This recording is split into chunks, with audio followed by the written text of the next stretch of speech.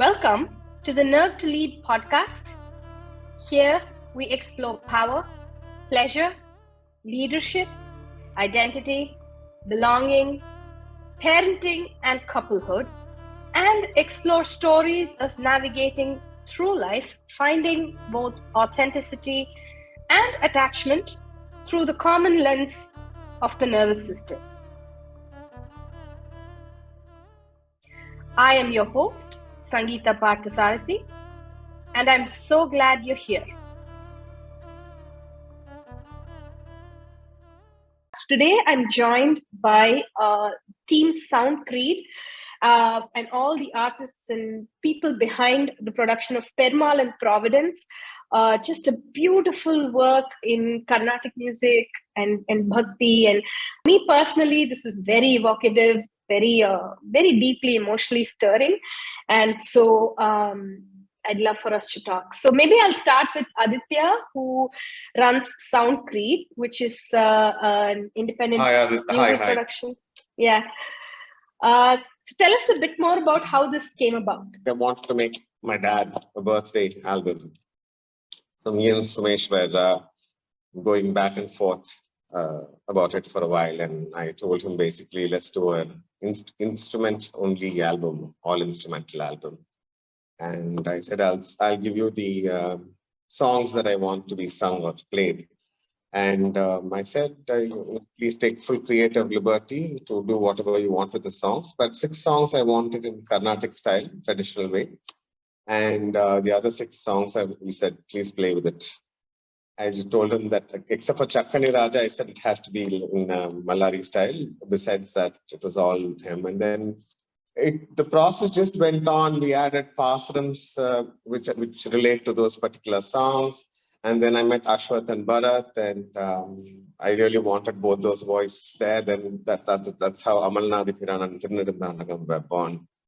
And that's how it got going. And once we started doing things, then I said, why don't we start a music company? So Sumesh, Ravi, and I started Soundcreed. That's how it was born. And Sumesh, I'll let you expand, please. Sumesh? Pretty much the gist, Sangeeta. I also realized the requirement was mammoth in the sense that, a lot of time, effort, and a lot of artists, a lot of musical efforts had to come together to actually make something like that, because it really did sound like a big project, both in terms of the time involved. Because see, one of the first things that you think about cutting a record is how much time you are demanding the audience to dedicate to listening to it. Okay, that's a very important. In today's time, when we are looking at 3-minute, 3.5-minute YouTube videos that sort of dictate a certain trend, and if you don't have a listener or if you don't have a viewer in the first 10-15 seconds, then you've lost them. So while discussing all of that, we realized that this album was going to be easily about over 200 minutes, if I'm not wrong. And that's a lot of time to be demanding from someone who would be listening to it. So then we realized we should chop it into pieces. We cannot have it as one long A to Z kind of a thing. So that came about, and then we realized these songs were all time tested. These have stood the test of time. It's been around for a few hundred years, and how we could possibly package it so that both sides of our target market, which was essentially obviously the known Carnatic music industry from the audience perspective that has listened to these songs and knows these songs by heart. They know the meaning of the songs. They know the context of the song. You're dealing with a very intellectual audience at one hand. And on the other hand, you have this extremely untouched market where contemporizing something as classical as this hasn't really taken place. I wouldn't say it has never.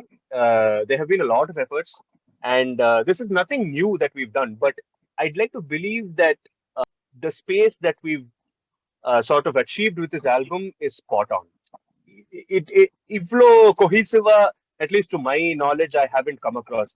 A lot of experiments, a lot of contemporary experiments have been done on basically classical presentation being contemporized at some level, be it the arrangement, be it the presentation, be it the whole dealing with concepts kind of a thing. But I think the biggest strength of an album like this was the vision that was Aditya's to take Perumal Kirtanes and put it together, and sort of Ravi and I came into the project, and we decided that it cannot just be one whole thing, and it needs to have facets. And when we have artists like Ashwath and Bharat and Sayee and many more artists coming into the album, we thought we should really just push this. And because the artists that were also part of the album were not just singers and instrumentalists, each and every artist was a producer in his or her own right. So we wanted to see how everything could just come into place, but not seem crowded and all that. So we reserved 6 of these songs to have each of their own sonic worlds, so to speak, sonic environments.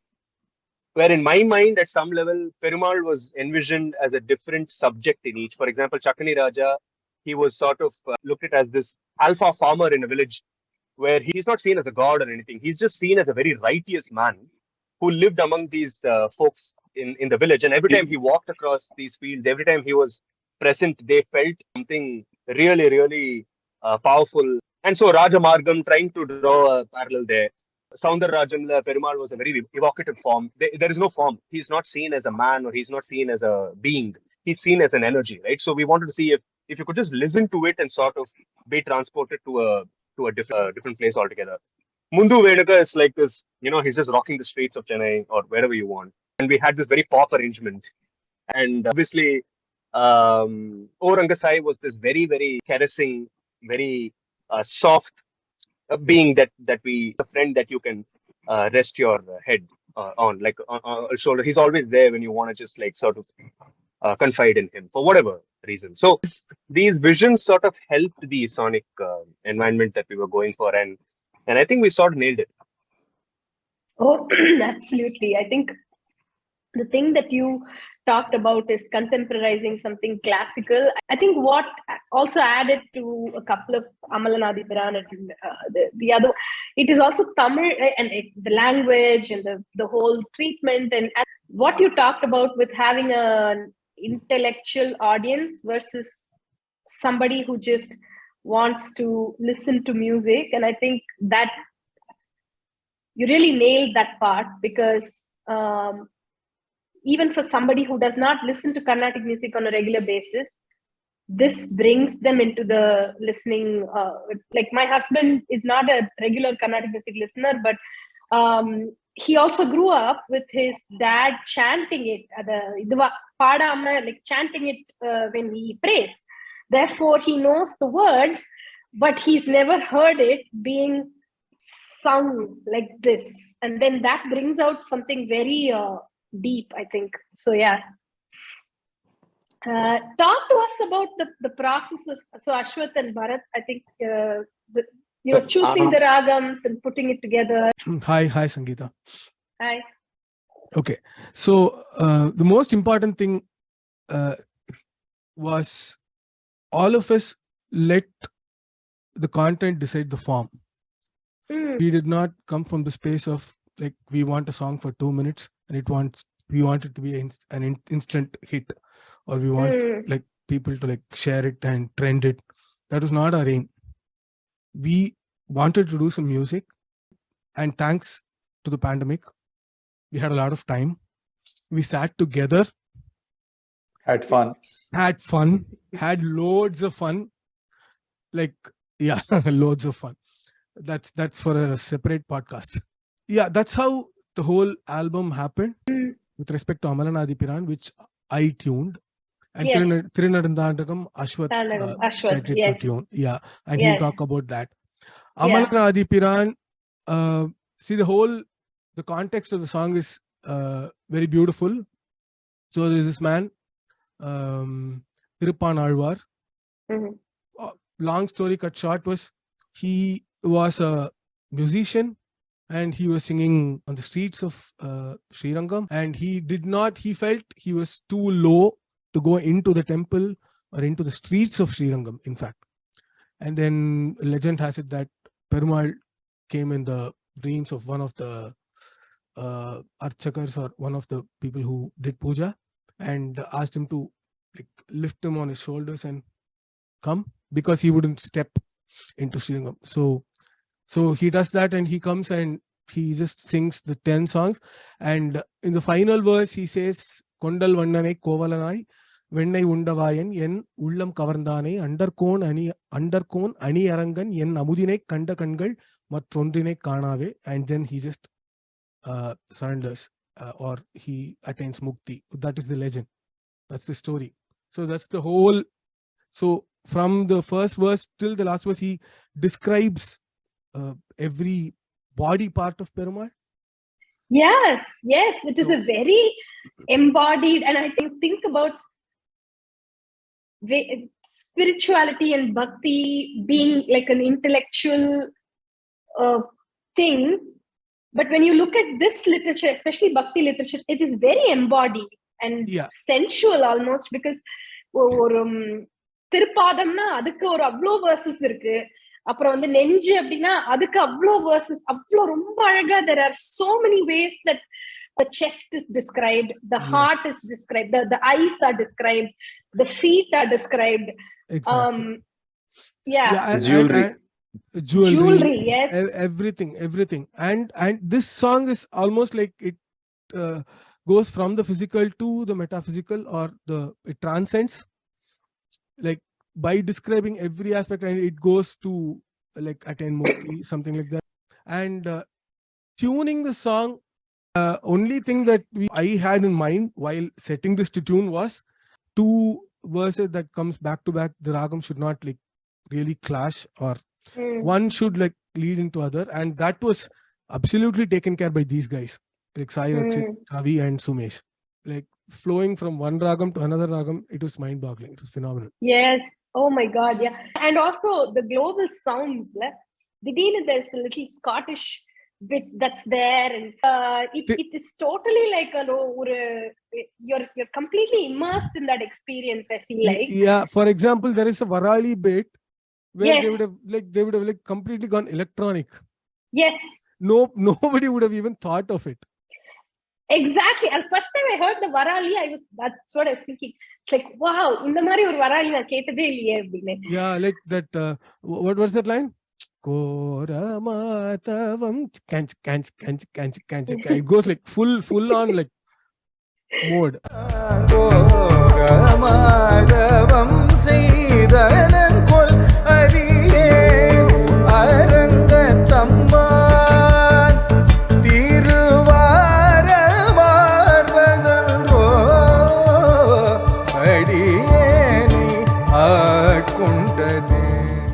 So, I mean, all credits to these guys. And the way the whole percussion was handled. Some places, for example, the final verse, where he says, Underkon Aniyarangan en Amudinai Kanda Kangal Varikku, the percussion like builds it up. Yes. Kanda Kangal, it stops there. Yes. Then just the violin comes.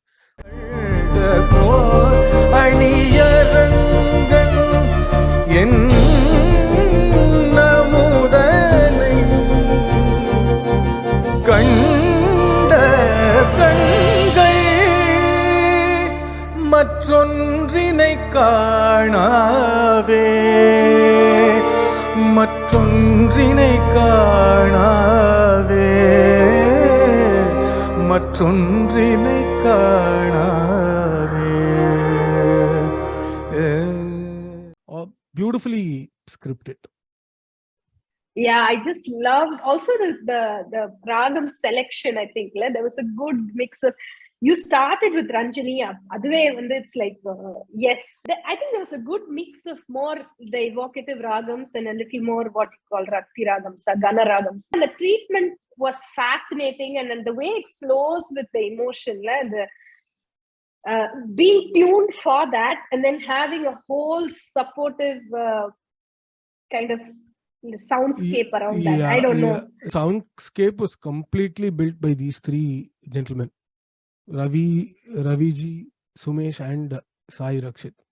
And that's what, there are 2 things. One is we work together. Like we live together literally. The 2-3 months of pandemic, we actually literally lived together. And the second thing is we did not have the end product in mind and work towards it. We just let the song evolve. Yeah, and I think that's what you said about having your first principles, right? That you were not trying to trend it, you were not trying to get to 1 million or whatever views or whatever, but you were just trying to create good music. I think that it shows in the work, right? I think for the audience, it reaches your target market. Yeah. Yeah. Ashwath, do you want to talk about your process? Yeah, sure. So when the project was being discussed, so the two works were already decided, Thirunedunthangadam and Amalanadhipiran. And it was left to me and Bharat to kind of decide who picked what. And what happened was, I had not read both the works, but what was told was Amalanadhipiran does not have a meter that it follows and it's difficult to tune and other things. So I, without even thinking, like pushed it to Bharat and said, you please take care of that. And I took the other one without even reading it. Then I realized that Amalanadhipiran's are 4-line Pasurams and mine was 8-line Pasuram. 8 lines. Thirunedunthangadam, the big 8-line ones. So 8 into 10, so 80 lines I had to tune. And so when Ashwath gave it to me, I took it very happily. So that's how it basically fell on our laps. And unlike Amalanadhipiran, it's not a very emotional work in that sense, the Thirunedunthangadam. So in the sense, the story, if you look at the way that, so Amalanadhipiran, the only work that Alvar has done is that, and it's only those 10 Pasurams that have been composed. And the background is very different here. So I only took the overall context of where the Alvar comes from, what the overall meaning of the Pasurams are, and also taken into fact that Thirumangai Alvar at some level considered himself to be the Nayika and Perumal to be the Nayika. Yes, exactly. So that's adula irunilathil inidinvam eidalame அப்படினு I think it's அதாவது இது both in the physical plane as well as in the spiritual plane. It is not either or. I think that was what was amazing about Bhakti and literature, is that there was not that puritanical sort of the dichotomy between sexual pleasure or this citrimbam and perimbam. It was not that one was shamed or you had to completely eschew one to attain another. Absolutely. Very fluid in that sense, from a gender perspective at least, and modern interpretations might have a lot to say there. Just lovely, I think, the whole thing. Sumesh, you want to add anything to this process? I am just learning, a whole lot of things that I really didn't know. I mean, from this call, really. Obviously, the musical side of things, like Bharat said, it just went on and not having an agenda actually worked in this case. Yeah, actually, I also want to mention that. So most of the times when so many composers talk about, whatever happens at the moment of composition is the best that you can get. Don't think too much about it. Don't cerebralize it too much, because certain things just happen and they are momentary. Don't leave them out, kind of a thing. So for instance, there was this Karandamadu Poigayul Karumbane Perumpalam. So we just went like, I sang the Virutham completely. Then we felt, okay, in the Virutham, plain Virutham Maturanda, it's not like great. So should we have some harmony? Because it was the also whole falling in a meter. Meter. Karandamadu Poigayul Karumbane Perumpalam. It was falling in a meter. So there we decided the first line and we recorded the first line. And the second line, somehow we heard a note that was not there in the Ragam. So we were like so confused. So should we go out of this Ragam? Should we go? I'm telling this because Ashwath mentioned don't cerebralize it too much. We actually thought, okay, should we change the note? Then we thought, okay, so what's the big deal? Let's just change it. We're not changing the composition. We're tuning a new song. So let's just change it. And it worked. Yeah. I think that's a whole question around, and the purists versus contemporizing. I don't know, other பெரிய conversation. Also, musical terms, I believe at some level, I mean, this is definitely a personal opinion, but I really believe harmony is truly achieved when notes don't sit together. And making that work is the beauty. நீங்க வந்து ஒரு ஸ்கேல்ல இப்போ ஒரு pentatonic scale எடுத்துட்டு நீ any third interval will work. At least according to musical concepts and theories that have been proven before. But what is hard is to actually take something that is absolutely out of scale, absolutely out of context, and still make it work. I think that is where true harmony is achieved. So in that sense, இது வந்து the தோடியில பாடிருப்பாங்க. And there is a very interesting note that completely goes out of that flavor, and it's just beautiful. And it was a great balance. It was just nice to go back and forth and hold your attention in both. So I think that's and the yes and left holding both kind of truths. There is some basic adherence or structure that the Ragam brings and the composition brings, and the Carnatic, I guess, Pani brings. And then within that, how do you play and explore? The being spontaneous, and can we push it? How far can we push it?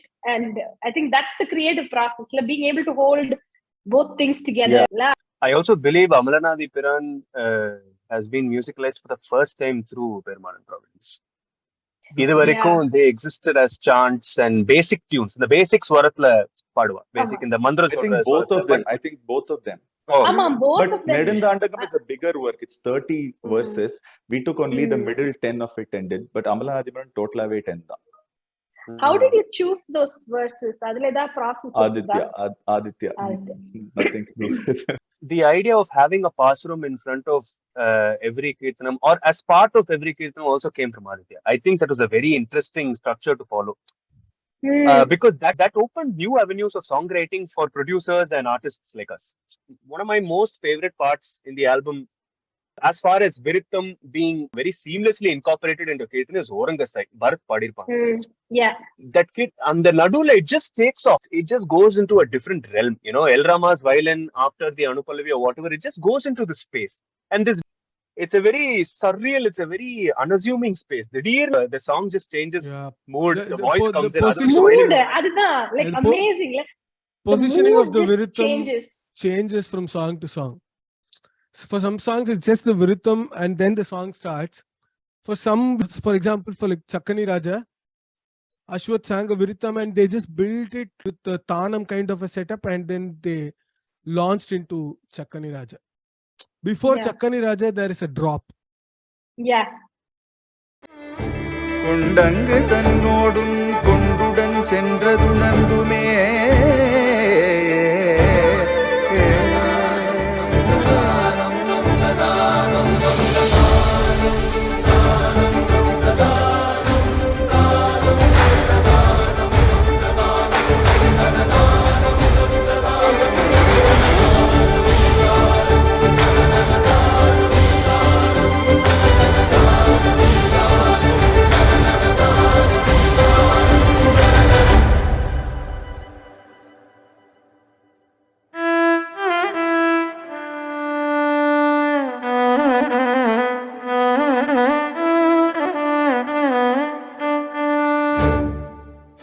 And then Chakkani Raja comes in.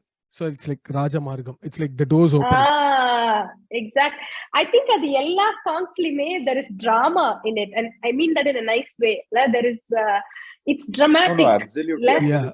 We have... Perumalukku pannalena, you've lost a golden chance. Yeah. Yeah, the man is full of drama. And we had a lot of drama going on when we recorded it, because we had to like sneak out during pandemic and go and record stuff. So, I mean, yeah. All the drama reflects in the album. two things I want to mention here. One is, I think we need to give credit to Madhusudhan and Kalaichelvan, who kind of worked with Aditya and getting us the relevant Viruthams and Pasurams, sorry, not the Pasurams for these songs in the context of either the temple the composition is composed on, or in terms of any contextual meaning, deities, etc. So that is that. Second, I think this album would have never moved but for the pandemic. Very true. We started hearing news about COVID and the lockdown and all. I was like, this is brilliant. Everything is just like coming together. And we took it up, and nobody had anything in mind as to what the end product would sound like or what it was.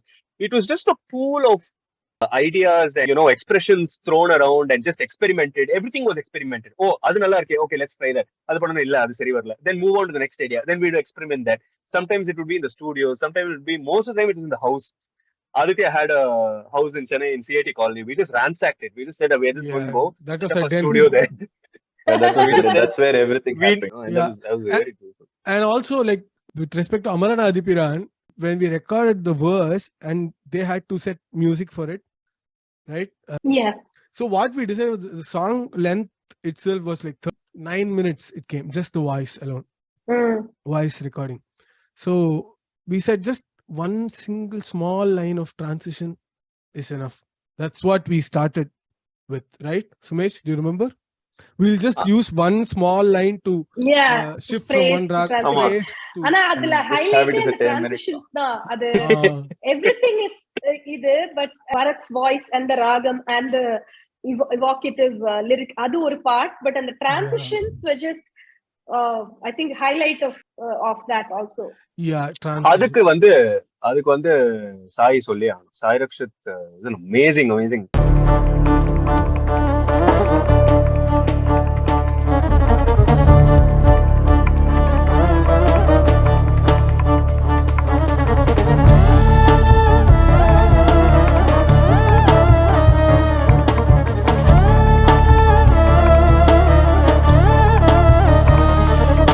So sonically, we wanted it to just, Ravi is a magician. So when it comes to Ravi and attention to vision, attention to context, it is just mind-boggling. Ravi is this producer who can really just see the end of it in a glimpse. ஒரு விஷயம் சொன்னா அவருக்கு அது எப்படி இருக்கணும், அதோட point என்ன, அதோட கான்டெக்ட் என்ன, அதோட விஷன் என்ன, what are we to achieve with this திங்கிங்கிறது உடனே பார்த்துருவேன். நான் வந்து பயங்கர opposite. I'm very indulgent in the sense that I get carried away very easily. And இது பண்ணலாம் அது பண்ணலாம். Ravi is like, Sumesha, இதோட ஐடியா அது இல்ல, அதோட ஐடியா இல்ல. He puts me in his place really well. And he has this uncanny strength to, அதுதான் பண்ணக்கூடாது. அதுதான் ஆமா. One of his famous dialogues. So அப்படி பாக்குறப்போ அமலநாதிபிரான் and திருநெடுந்தாண்டகம் நாங்க சொல்லிட்டோம் ஃபர்ஸ்ட், இந்த ஃப்ளூட், வயலின், வீணை, வயலன்ஸ், கிட்டார் எல்லாம் ஒண்ணுதான் வேண்டாம். Transition say it needs to be seamless. ராகம் மாறுறதே தெரியக்கூடாது. ஒரே வயலின் சாய் கூப்பிட்டுலாம், சாய் பாத்துருவான் அப்படின்னு. And Sai did a tremendous job. He just went on from one song, one verse to another, and then கொஞ்சம் tweaking here and there. In a day or in a day and a half, we actually nailed all the transitions. And then it was only about instrumentation, how to beautify it, how to juice it up a little more, how to add dynamics. It was just that much. But yeah, what a brilliant musician, Sai, and of course Ravi Solliyano. It's very sad that he couldn't join us today. Yeah, I would love to meet him, and it sounds like ella creative groups I think there needs to be like some containment, somebody saying project management, timelines, or even creative containment. Let's stick within this container abindra mari. Yeah, otherwise ellarkum manodharmam has no extent. It could go anywhere. And if 4 or 5 people say, obviously someone needs to kind of say. Every group needs a chitapa. Absolutely. Thank you so much. I think I just loved hearing. I just wanted to get you guys together to hear about this.